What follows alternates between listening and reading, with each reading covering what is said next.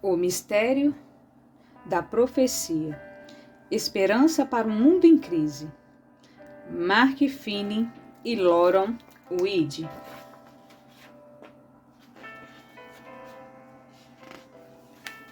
Introdução.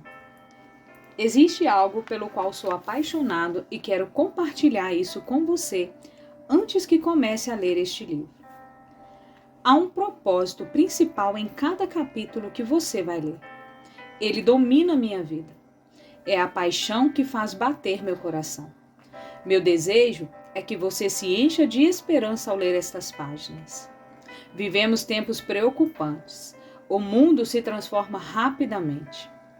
Conflitos internacionais devastam vilas, cidades e países inteiros. O aumento da criminalidade impõe medo a milhões de pessoas.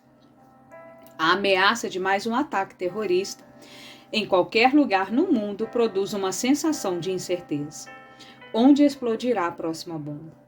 O aquecimento global gera cada vez mais preocupação entre a comunidade científica. Será que a temperatura na Terra subirá, causando derretimento das calotas polares e criando inundações sem precedentes em nossas cidades costeiras? Os instáveis padrões meteorológicos do mundo, o aumento dos desastres naturais e o surgimento de novas e estranhas doenças têm levado milhões de pessoas a um estado de desesperança. O sistema monetário internacional está por um fio. A internet e outras modalidades de comunicação instantânea nos trazem esses assustadores relatórios a cada minuto. Tendo viajado por todo o globo e apresentado palestras em quase 100 países, vejo que o clamor que brota do coração de milhares de pessoas é o mesmo. Elas estão em busca de esperança.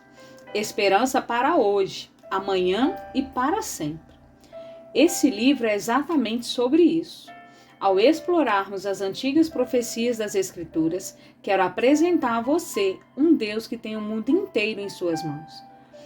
Seu coração se encherá de esperança ao descobrir os segredos escondidos da profecia e um futuro muito melhor do que você jamais imaginou. Sejamos realistas, existem dificuldades diante de nós. A profecia prevê a vinda de um tempo de muitos problemas, um tempo de crise. Em cada capítulo você aprenderá o que fazer, não apenas para sobreviver, mas também para prosperar nos tempos difíceis que estão por vir. Meu desejo é revelar a profecia de maneira tão clara e falar sobre o plano do nosso Senhor para a sua vida de forma tão completa que você se alegre com a esperança.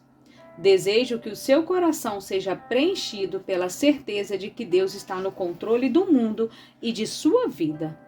Mark Finney. Capítulo 1. Segurança em um mundo de incertezas. Se você pudesse escolher apenas uma palavra para descrever o que vai na mente das pessoas em nossos dias, qual seria essa palavra? Eu escolheria incerteza. Parece que nunca houve tantas pessoas tão cheias de dúvidas e incertezas como agora. Elas não têm certeza se irão repentinamente varridas da face da Terra por uma guerra nuclear ou se o aquecimento global as destruirá primeiro. Não têm certeza de onde vieram e muito menos para onde estão indo. Para milhões de pessoas, essa sensação de incerteza é extremamente pessoal. Elas não sabem ao certo de onde virá sua própria refeição ou onde dormirão nesta noite. As pessoas andam incertas sobre sua saúde, seu casamento e seu futuro. Lá no fundo do coração, onde a coisa é para valer, elas estão atordoadas com uma ansiedade crescente. Têm uma sensação de inquietação sobre o que está para acontecer a este planeta. Estão seriamente preocupados com o tipo de mundo no qual seus filhos vão crescer e para onde caminha a humanidade. Princípios morais que pareciam sólidos estão desmoronando. Os alicerces morais da sociedade parecem estar em ruínas. Há muito pouco com que possamos contar. Nada é muito certo.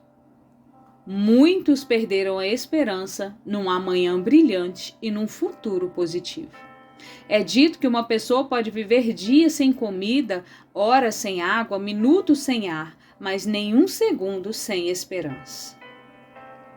Pessoas desesperadas agem desesperadamente. Essa sensação de desesperança tem levado muitos à depressão severa, que afeta cerca de 20% da população mundial em algum momento da vida. A Organização Mundial de Saúde acredita que em poucos anos a depressão poderá superar as doenças cardíacas como o transtorno de saúde com maior incidência no mundo. Em média, uma pessoa morre por suicídio a cada 40 segundos em algum lugar do mundo. Os números relacionados a suicídios globais aumentaram 60% nos últimos 45 anos. As vendas mundiais de antidepressivos giram em torno de 24 bilhões de reais anuais. Só nos Estados Unidos, mais de 270 milhões de receitas médicas para esses medicamentos são preenchidos por ano. Mas poucas pessoas levam em conta as desvantagens. Um estudo demonstrou que 14% dos jovens que tomam antidepressivos se tornam agressivos e até violentos. Desesperadas, muitas pessoas se voltam para o álcool. De acordo com a Organização Mundial de Saúde, cerca de 140 milhões de pessoas em todo o mundo sofrem de transtornos relacionados com o consumo de álcool. A angústia geral da nossa sociedade, essa sensação interior de que algo não está correto, de que nada é certo, esse medo quanto ao futuro tem criado uma sensação de desesperança. A desesperança tem contribuído para o aumento do abuso de drogas, do uso excessivo de antidepressivos, do alcoolismo e do suicídio. Há algo tragicamente errado quando se constata que milhões de pessoas têm perdido a esperança. A esperança faz diferença. Quando perdemos a esperança, nuvens de desespero pairam sobre nossa cabeça. O futuro parece sombrio e tudo se mostra incerto. Há um temor generalizado. Balas perdidas e grandes territórios dominados por traficantes evidenciam a realidade de uma guerra urbana. A corrupção que permeia instituições públicas e privadas corrói a sociedade como um câncer aparentemente incurável, gerando caos e miséria. Em todas as partes, as pessoas querem saber aonde tudo isso está nos levando. No cenário mundial, poderíamos estar à beira de uma guerra entre grandes potências. Em um artigo publicado na revista Newsweek, um psicólogo descreveu nossos conflitos globais como um passo para o Armagedon. Ele não é o único que está preocupado. Estaríamos de fato à beira da última guerra mundial descrita no livro de Apocalipse? O que na realidade haverá no futuro? Para onde estamos seguindo? Existe algum lugar onde encontrar esperança? Uma antiga profecia de mais de 2.500 anos apresenta algumas respostas. Ela nos mostra um quadro esperançoso sobre o futuro. Essa profecia aponta para o que virá e pinta um amanhã com cores brilhantes. Ela nos levanta e dirige nosso olhar para o céu. O mistério da profecia. Podemos encontrar respostas para nossas perguntas olhando para a história. Junte-se a mim numa viagem ao passado, até o palácio de um antigo rei, a fim de encontrar esperança para o futuro da humanidade. Liderados pelo rei Nabucodonosor, os babilônios dominaram as terras hoje conhecidas como Iraque e Oriente Médio de 605 a 539 a.C. Numa noite, o rei Nabucodonosor teve um sonho, Daniel capítulo 2, e acordou dominado por uma sensação de medo e apreensão. Em desespero, chamou seus conselheiros, os magos e os feiticeiros de Babilônia. Tive um sonho, disse ele, foi terrível, mas quando acordei não consegui lembrar o que tinha sonhado. Vocês podem me ajudar? Os magos disseram. Claro, majestade, não há nenhum problema, é só o Senhor nos dizer o que sonhou e nós lhe diremos o significado do seu sonho. E Nabucodonosor disse a eles, escutem com muita atenção. Vocês dizem ser feiticeiros e alegam conhecer todos os segredos e entender todos os mistérios. Agora é a chance de vocês provarem isso. Vocês precisam me dizer o que sonhei. Se o fizeres, eu lhe darei as maiores riquezas e honras. Mas se não fizerem isso, vou mandar cortar suas pernas e seus braços. Em seguida, mandarei cortar a cabeça de cada um, e transformarei a casa de vocês num monte de entulhos. Então se decidam. Naturalmente, os magos não tinham a menor ideia do que o rei sonhara. Mas de uma coisa tinha certeza: haviam entrado numa enrascada. Entre os conselheiros reais estava um rapaz judeu chamado Daniel. Ele não havia sido chamado com os demais, talvez por ser muito jovem. Mesmo assim, os soldados foram buscá-los para que fosse executado. Esperem, disse ele, deixe-me falar com o rei. Quando o levaram até o monarca, ele disse: Rei, se o Senhor me der um pouco de tempo, eu vou orar, e Deus vai me revelar seu sonho. Nabucodonosor não desperdiçaria a única chance de que alguém lhe dera de encontrar as respostas que ele estava desesperado para obter. Então ele diz: tudo bem, ore, depois me conte o que aconteceu. Uma coisa temos de admirar em Daniel. Quando ele não sabia o que fazer, ele tinha certeza do que precisava ser feito. Daniel sabia que precisava orar. Pode haver momentos em sua vida em que o futuro seja incerto e seus problemas pareçam grandes demais. Lembre-se, o Deus que respondeu à oração de Daniel também ouvirá sua oração. Deus interveio naquele momento de crise na vida de Daniel. Naquela noite, ele se aproximou e revelou a Daniel o sonho do rei e seu significado. Ao amanhecer, o jovem conselheiro foi até o rei e disse: há um Deus no céu, o qual revela os mistérios, pois fez saber ao rei Nabucodonosor que há de nos ser nos últimos dias. Daniel capítulo 2, versículo 28. Gosto muito disso. Há um Deus no céu. Daniel não disse, talvez haja um Deus no céu. Não tratou de uma hipótese, mas de alguém real em sua vida. Há um tom de certeza nessas palavras. De fato, há um Deus no céu. Daniel afirma: há um Deus no céu, qual revela os mistérios. E continua como se dissesse: Deus escolheu revelar ao Senhor os segredos do futuro. Ele vai mostrar não somente o que vai acontecer a seu reino, Babilônia, como também o surgimento e a queda de impérios, no esboço da história que vai até o fim dos tempos. O sonho do rei babilônico foi uma revelação não apenas para ele, mas também para nós. Aquele sonho nos leva em uma viagem pelo tempo e nos dá esperança quanto ao futuro. Ele nos conduz ao longo de 2.500 anos de história, revelando o próximo grande evento que já se mostra no horizonte. É uma profecia de tirar o fôlego. O sonho revelado. Em Daniel capítulo 2, versículos 31 a 33, o profeta diz ao rei: Tu, ó rei, estavas vendo, e eis aqui uma grande estátua. Esta, que era imensa e de extraordinário esplendor, estava em pé diante de ti, e a sua aparência era terrível. A cabeça era de fino ouro, o peito e os braços de prata, o ventre e os quadris de bronze, as pernas de ferro, os pés em parte de ferro, em parte de barro. Dá para imaginar? Enquanto ouve essas palavras, o rei se inclina para a frente com intenso interesse. Sim, é isso mesmo, foi exatamente o que eu vi. No entanto, Daniel não havia terminado o relato. Com a mesma voz, calma e contida, ele continua. Quando estavas olhando, uma pedra foi cortada sem auxílio de mãos, feriu a estátua nos pés de ferro e de barro e os esmiuçou.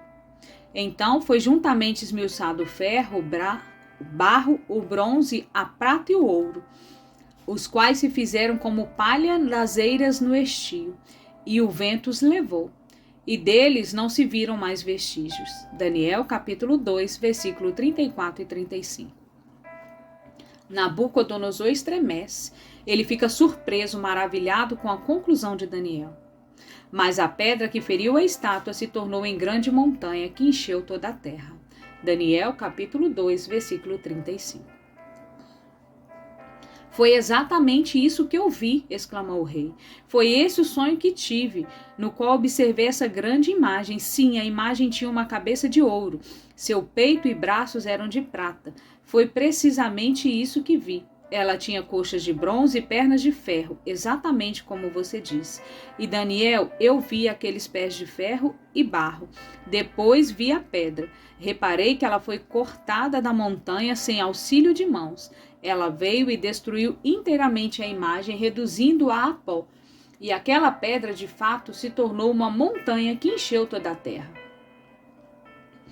Decifrando o enigma. Se você fosse Nabucodonosor e Daniel tivesse acabado de dar uma descrição exata do seu sonho, qual seria a sua próxima pergunta? Naturalmente, você gostaria de saber qual seria o significado de tudo aquilo. Tenho ouvido pessoas dizendo: vejam bem, a profecia bíblica é apenas uma questão de interpretação individual. Uma pessoa diz que significa isso, outra aquilo. Você nunca sabe o que realmente ela significa. Seria difícil dizer isso quanto a essa profecia, pois Daniel a explicou em termos muito claros ao rei Nabucodonosor. Deus não deixou o significado da profecia para a imaginação humana ou para meras adivinhações. Analise as palavras de Daniel em capítulo 2, no versículo 36. Este é o sonho e também a sua interpretação. Nós diremos ao rei. A quem Daniel se refere quando usa a palavra nós? Naturalmente, a Deus e a ele mesmo. Daniel diz: nós daremos a interpretação. E aqui está, no verso 37. Tu, ó rei, rei de reis. Isso quer dizer naturalmente. Tu, Nabucodonosor, e teu império de Babilônia, tu és a cabeça de ouro. Não precisamos adivinhar o que a cabeça de ouro representa, porque Deus, por intermédio de Daniel, nos diz claramente. Reino de ouro. O ouro era um excelente símbolo para a Babilônia. Um luxuoso império, com uma capital magnífica, onde habitava mais de 200 templos dedicados a divindades pagãs. O templo Abel-Marduk, o deus principal da Babilônia, tinha aproximadamente 100 metros de altura. As paredes desse templo eram recobertas de azulejos azuis esmaltados. Tudo em seu interior era banhado a ouro. Alguém calculou que só no altar havia 18 toneladas de ouro. Percebe porque Deus disse a Nabucodonosor: tu és a cabeça de ouro? Babilônia era uma cidade muito bem fortificada. 2 muros altos e cercavam, cada um com uma largura suficiente para que 2 carruagens corressem lado a lado. A cidade tinha entre 16 e 18 quilômetros de circunferência. Realmente, Babilônia era uma cidade magnífica. A entrada mais importante era para o portão de Estar. Esse portão foi reconstruído no Museu de Pérgamo, em Berlim, e é verdadeiramente maravilhoso. Quando Nabucodonosor voltou à Babilônia, depois de lutar ao lado dos seus vitoriosos soldados, ele marchou pelo portão, de onde seguiu por uma larga avenida chamada Via da Procissão, onde a cada lado se viam imagens de dragões e leões com asas de águia. O rio Eufrates passava pelo meio da cidade, fornecendo constante suprimento de água fresca. Babilônia abrigava os famosos jardins suspensos, considerados uma das 7 maravilhas do mundo antigo. Dispostos em terraços, esses espetaculares jardins eram ornamentados com flores, plantas, arbustos e árvores trazidos de todo o Oriente Médio. Nas laterais do jardim, os ramos das árvores e as parreiras se debruçavam sobre os muros, dando ao ambiente uma aparência natural e serena. O jardim pode muito bem ter sido um presente de Nabucodonosor para sua esposa libanesa. Ela sentia falta das montanhas e dos cedros do Líbano. Por isso, o rei construiu jardins suspensos em sua desértica capital como um presente de amor, uma lembrança da terra de sua esposa. Em Daniel, capítulo 4, versículo 30, Nabucodonosor exalta a si mesmo. Não é esta a grande Babilônia que eu edifiquei para a casa real? Com meu grandioso poder e para a glória da minha majestade? Ele era cheio de arrogância e orgulho. Tinha um superego. Arqueólogos, em suas escavações pela cidade, descobriram milhares de tijolos de barro, nas quais se estampava seu nome. Parece que o egocentrismo monarca queria que o mundo nunca esquecesse o seu legado. Reino de prata. A imagem do sonho de Nabucodonosor tinha a cabeça feita de ouro, representando Babilônia. A imagem, porém, não era toda de ouro. A cabeça dourada era seguida do peito e dos braços de prata.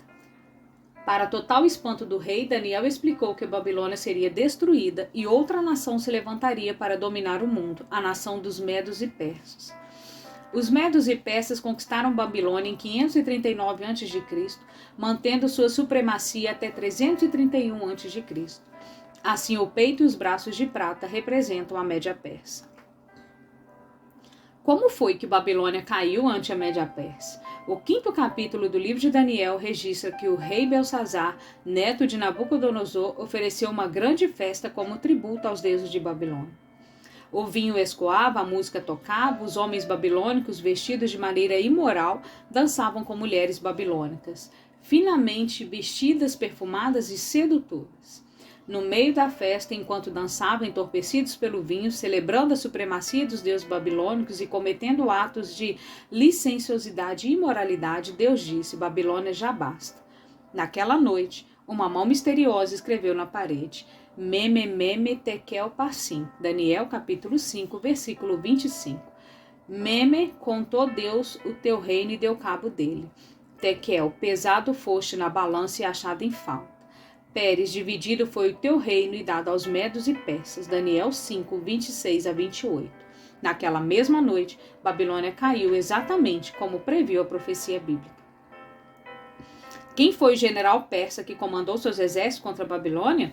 Deus apontou Ciro, o general persa que atacaria a Babilônia. Antes mesmo que ele nascesse, essa profecia está registrada em Isaías 45, versículo 1. Assim diz o Senhor a seu ungido, a Ciro, a quem tomo pela mão direita, para abater as nações ante a sua face, e para descingir os lombos do rei, e para abrir diante dele as portas que não se fecharão. Ciro era ungido de Deus, escolhido para atacar e derrotar Babilônia. O livro de Isaías foi escrito por volta de 680 a.C.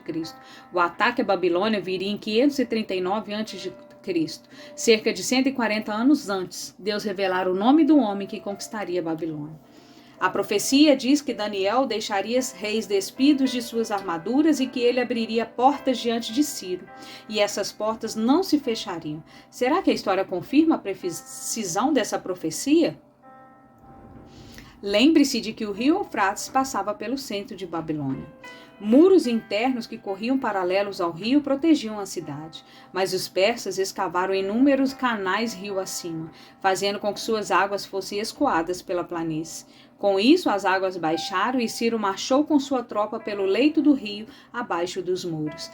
Dessa maneira, chegaram ao centro da cidade. Por estarem tão absortos com sua festa etílica, os babilônicos deixaram as comportas do rio abertas e desguarnecidas. Em uma noite, Babilônia caiu. O cilindro de Ciro é um antigo registro escrito em argila encontrado nas ruínas de Babilônia. Ele confirma que Ciro era o governador persa que atacou Babilônia, exatamente como o profeta Isaías havia predito. É um registro extraordinário proveniente do próprio território de Babilônia que testifica o cumprimento da profecia bíblica. Reino de Bronze. Daniel capítulo 2, versículo 39 diz que, depois dos Medos e Persas, um terceiro reino de bronze dominaria as nações. Depois de Babilônia, a cabeça de ouro, viria a Média Persa, o peito e os braços de prata. A seguir viria a Grécia, simbolizada pelas coxas de bronze. Por que Deus escolheu o bronze para representar a Grécia? Pode ser porque os exércitos gregos frequentemente usavam capacetes e armaduras de bronze. O bronze era um símbolo adequado para a Grécia, assim como o ouro era um símbolo adequado para a Babilônia. O general greco-macedônio Alexandre o Grande derrotou os Medo-Persas em 331 a.C. Alexandre queria unir o mundo por meio da cultura, língua e filosofia gregas. Brilhante estrategista militar, implacável guerreiro e lutador indomável, o próprio Alexandre muitas vezes liderava seus soldados no meio da batalha. Quando ele tinha 30 anos de idade, o Império Grego era um poder mundial dominante. Nação após nação caiu diante de seus ataques. Um historiador declara que Alexandre lamentava não haver mais mundos para conquistar. A história estava seguindo a profecia como num diagrama. Alexandre planejou reconstruir a torre do Templo de Babilônia. Ele queria fazer de Babilônia a capital de uma província. Por pouco tempo, milhares de soldados trabalharam limpando os entulhos. Subitamente, Alexandre morreu, possivelmente debilitado pelas malárias e vencido pelo álcool, e o projeto foi abandonado. Isso também foi um cumprimento profético. Deus diz que Babilônia seria destruída e nunca mais reconstruída. Em Jeremias 51:37 está escrito: Babilônia se tornará em montões de ruínas, moradas de chacais, objeto de espanto e assovio.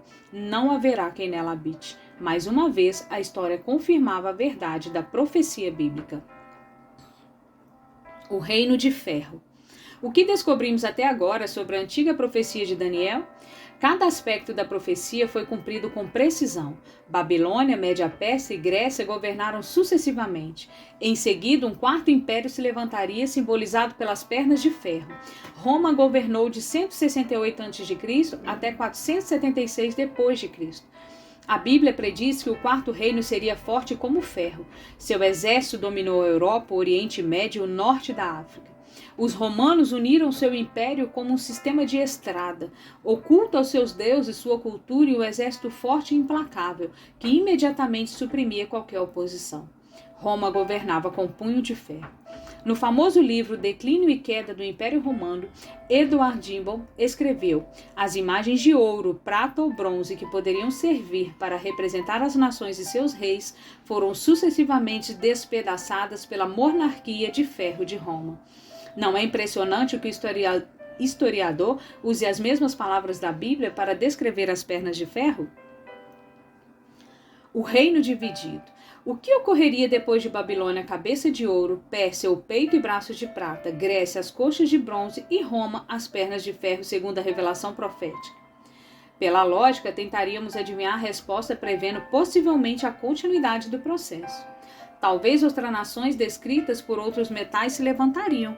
O mais lógico seria supor que, depois de 4 nações governantes, haveria uma quinta, sexta, sétima e assim por diante. A marcha da história continuaria, mas aqui nos deparamos com uma surpresa. O que sabemos sobre a queda de Roma, a quarta nação? Será que Roma foi conquistada por um quinto grande império? Não, na realidade ela foi despedaçada e dividida. Foi exatamente isso que o sonho de Nabucodonosor predisse.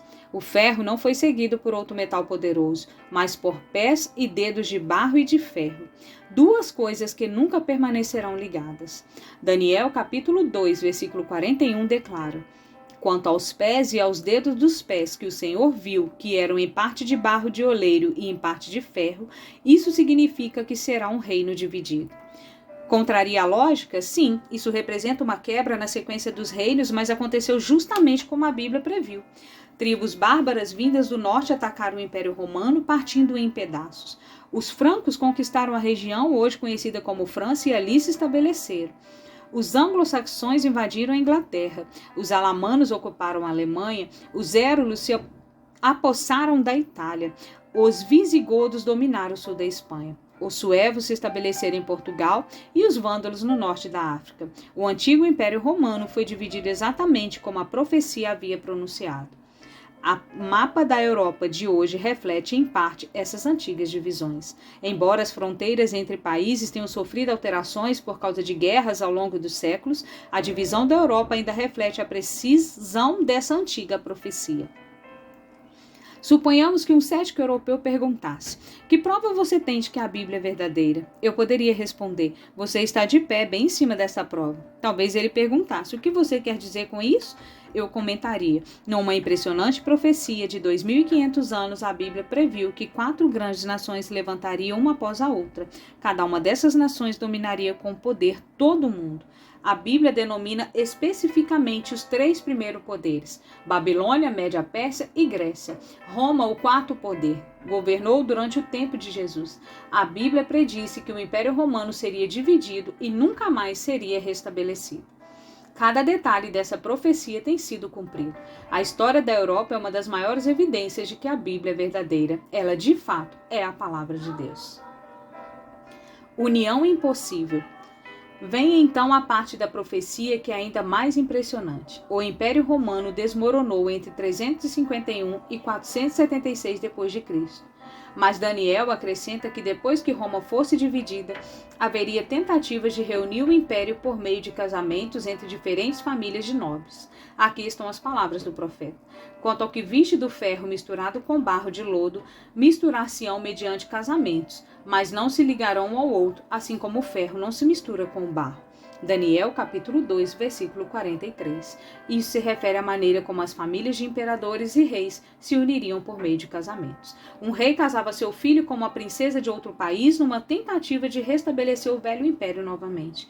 Por exemplo, Napoleão se divorciou de sua mulher Josefina e se casou com Maria Luísa da Áustria, numa tentativa de unir pelo casamento toda a Europa por meio da linhagem napoleônica e da linhagem Habsburgo.